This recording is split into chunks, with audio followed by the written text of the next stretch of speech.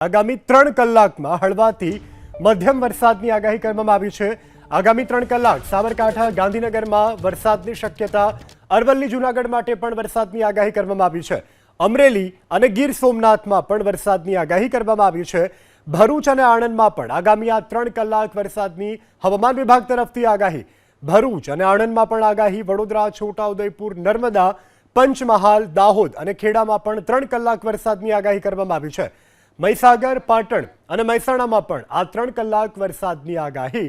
સુરત, તાપી, દ્વારકા, પોરબંદર, રાજકોટ, જામનગર, અમદાવાદ, બનાસકાંઠા, ભાવનગર માટે પણ આગામી 3 કલાક વરસાદની આગાહી કરવામાં આવી છે।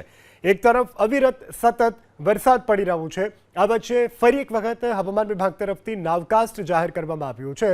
આ નાવકાસ્ટના અનુમાન મુજબ આગામી આ 3 કલાક રાજ્યના વિવિધ વિસ્તારોમાં વરસાદ પડી શકે છે। ક્યાંક હળવો, ક્યાંક મધ્યમ તો ક્યાંક ધોધમાર પણ વરસાદ પડી શકે છે।